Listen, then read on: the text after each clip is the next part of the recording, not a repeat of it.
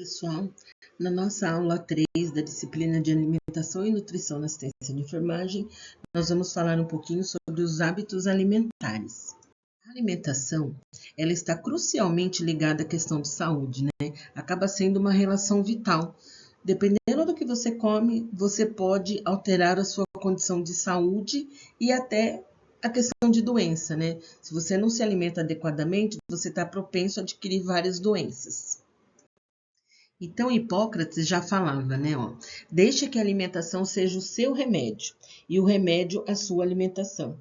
O destino das nações depende daquilo e de como as pessoas se alimentam. Isso já falava Brillat em 1825, né? A gente percebe como a situação, as pessoas que moram na rua, que não se alimentam adequadamente, como que elas vivem, né? As pessoas que vivem na miséria extrema, nas periferias, como que as crianças vivem? O estado de desnutrição acaba agravando cada vez mais o estado de saúde dessa população. E aí o autor Euclides, já em 2000, ele falava da questão da alimentação saudável, né? O que ele pesquisava e o que ele descrevia? A alimentação saudável, além de proporcionar prazer, fornece energia e outros nutrientes que o corpo precisa para crescer, desenvolver e manter a saúde. Então, a alimentação saudável ela é crucial para você ter uma questão fisiológica adequada no corpo humano, né? A alimentação deve ser a mais variada possível e para que o organismo receba todos os tipos de nutrientes, né? Aquilo que se come e bebe não é somente uma questão de escolha individual, né? Isso envolve muitas questões sociais, a questão da cultura do país, são várias situações que envolvem a questão da alimentação, né? A pobreza, a exclusão social e a qualidade da informação disponível frustram ou, pelo menos, restringem a escolha de uma alimentação mais adequada e saudável. O que nós vemos muito na mídia? Às vezes a gente vê muitos embutidos sendo propagado pela mídia e as pessoas se iludem com essa questão, achando que é uma alimentação saudável muitas vezes e na realidade não é. Os hábitos alimentares, como que eles são formados, né? A partir da questão da família, do seu convívio familiar. Aí vem vindo as tradições da família, o que as pessoas costumam se alimentar, se tem o hábito de tomar café, almoçar, café da tarde, janta, às vezes só almoça, não janta, e assim por diante, né? Então, são formados à medida que o indivíduo se desenvolve e interage no meio social e econômico no qual está inserido, né? Se a gente pensar naquele povo da pobreza extrema, mal às vezes eles têm uma alimentação no dia, né? Muitas vezes essas influências fazem com que a ingestão supere a necessidade fisiológica do indivíduo. Há quem coma mais e há quem coma menos. Os hábitos alimentares, assim como o meio ambiente, estão sempre mudando, se adaptando aos novos acontecimentos do mundo em que vivemos, né? Lembra da pandemia? A pandemia mudou muito a questão do hábito alimentar, né? Esses hábitos não estão ligados apenas à frequência do consumo do alimento, mas também à questão social, que traz consigo, né? Aquilo que a gente falou. As pessoas que têm baixa renda, as pessoas que vivem na miséria extrema, como que elas se alimentam? Muitas vezes não se alimentam, passam dias sem se alimentar, né? Temos algumas classificações, hábitos alimentares temporários. Por quê? Porque isso altera dependendo da situação da pessoa, porém é algo temporário. Então, qual é a população que é atingida nessa questão de alimentação, hábitos alimentares temporários? A gestante.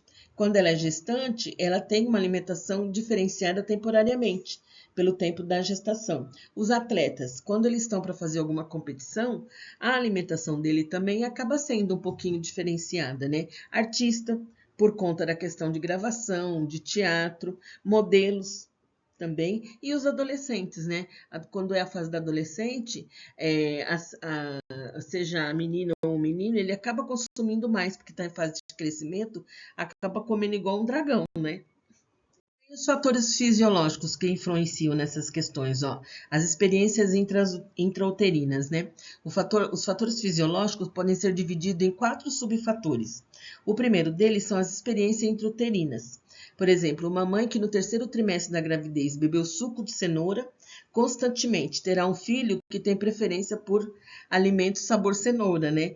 Isso conforme uma enfermeira pesquisou do Hospital São Camilo. Ela fez essa pesquisa e na pesquisa dela foi comprovado que à medida que a mãe na gestação consome determinado alimento com muita frequência, a criança, quando nasce, acaba tendo preferência por esse alimento também. O segundo fator é o paladar do recém-nascido, né? Se ela come pêssegos durante a amamentação, por exemplo, essa criança aceitará melhor a fruta do que as crianças amamentadas só com fórmula, por exemplo, né? Se ela tiver o leite materno e a mãe consumiu muito pêssego, a propensão é da criança gostar particularmente dessa fruta. E outros estudos classificam como fator fisiológico também a neofobia. O que significa isso? Se até os 4 anos não for dado para a criança determinado alimento, não tiver nos hábitos dela, ela depois, mais tarde, não vai querer consumir esse alimento também. Vamos pensar, a criança não comeu nenhuma fruta. Depois dos 4 anos, a aceitação dela para algum tipo de fruta vai ser bem mais resistente. Ela quase não vai aceitar aquela fruta.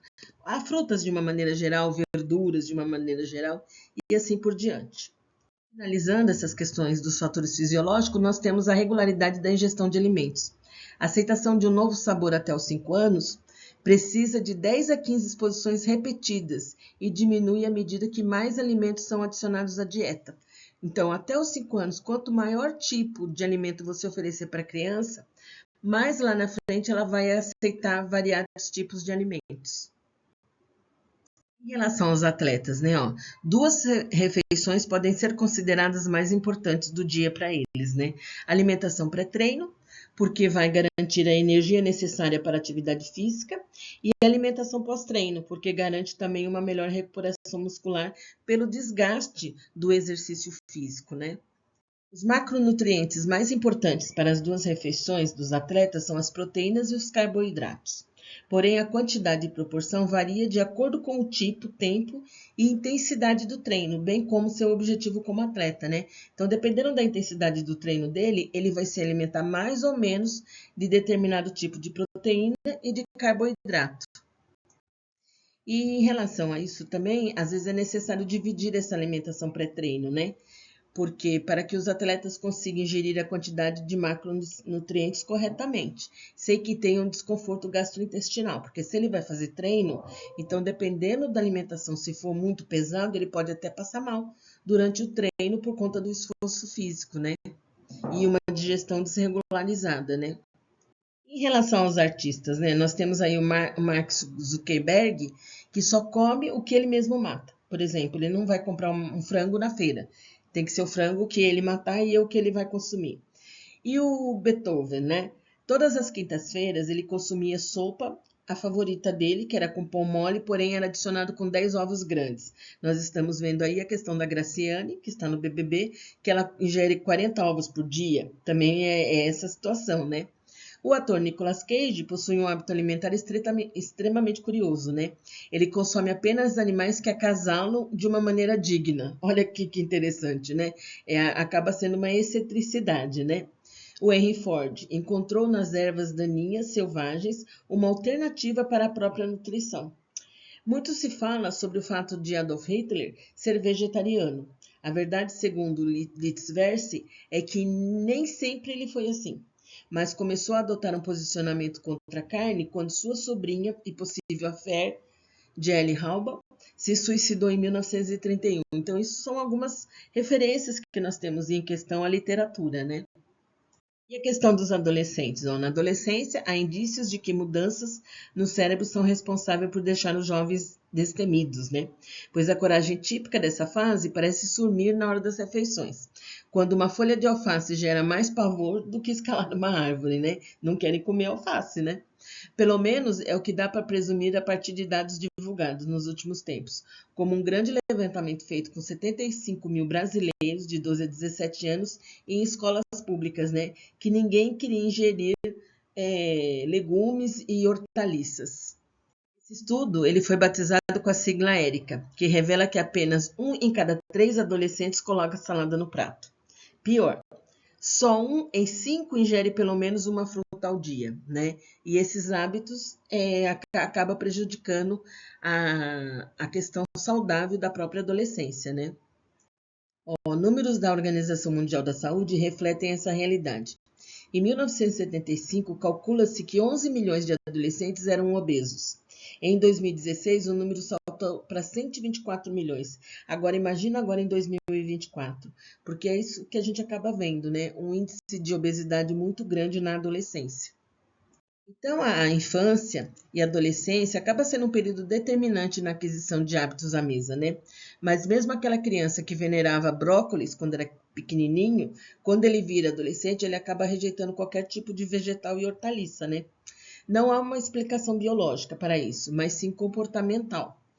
É nessa fase de vida que os filhos ganham mais independência, fazem refeições longe dos pais e recebem dinheiro para escolher o que vão comer, por exemplo, nas cantinas das escolas, né, que eles acabam tendo mais liberdade. E a questão do modismo alimentar, né? Usam como meio de influência a mídia. Se os hábitos alimentares não tiverem fundamentação técnica, esses modismos podem colocar em risco a saúde do indivíduo, né? Vamos pensar no modismo, por exemplo, a questão do Chester no Natal.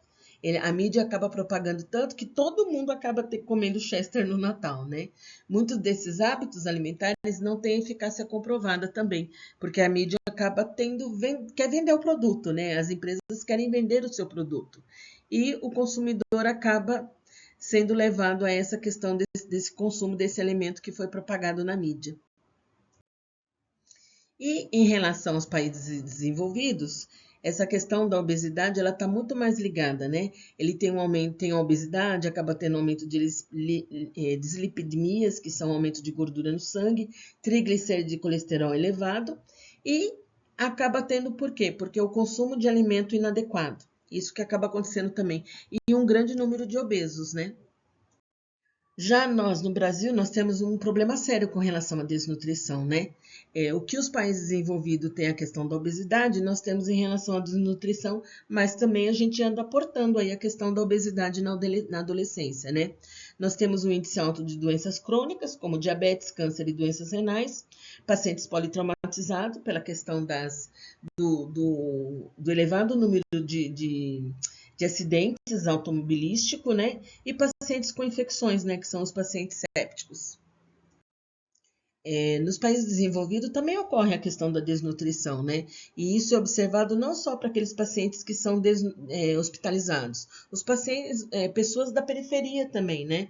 Que você percebe que os hábitos alimentares são inadequados e acaba tendo carência de macro e micronutrientes. Macro significa nutrientes grandes, micro, nutrientes pequenos. Então, o que determinam os hábitos alimentares? As questões culturais, as questões econômicas, as questões sociais, psicológicas e fisiológicas. Então, é um conjunto desses determinantes que acaba alterando a questão do hábito alimentar do indivíduo. Ou ele evolui para uma alimentação saudável, ou ele evolui para uma alimentação não tão saudável, adquirindo diversas patologias, né? E aí, qual é o grande desafio, principalmente para nós profissionais da área da saúde, né? Por que a nutrição está ligada à enfermagem? Porque claro, nós não somos experts nas questões nutricionais, porque existe o profissional nutricionista para isso. Porém, nós estamos 24 horas com o paciente. Nós estamos com ele junto em todas as refeições, seja no café, no almoço, na janta, no café no lanche da manhã, no café da tarde, e assim por diante, né? Então, o grande desafio para os profissionais de saúde é estimular o contato com preparações de alimentos que sejam simultaneamente saudáveis e agradáveis, né? E assim proporcionar prazer e respeitar a cultura dos indivíduos em relação ao seu grupo social. Eu também tenho que respeitar como que ele foi criado, qual era o hábito dele comer de manhã. Não adianta eu querer dar, por exemplo, café com leite para uma pessoa que tem origem nipônica, né, os japoneses, por exemplo, se eles tomam chá. Então, isso também tem que ser levado em consideração. O histórico alimentar do nosso paciente, né? Finalizamos a nossa aula de hábitos alimentares. Eu espero que vocês tenham entendido e qualquer dúvida é só me procurar.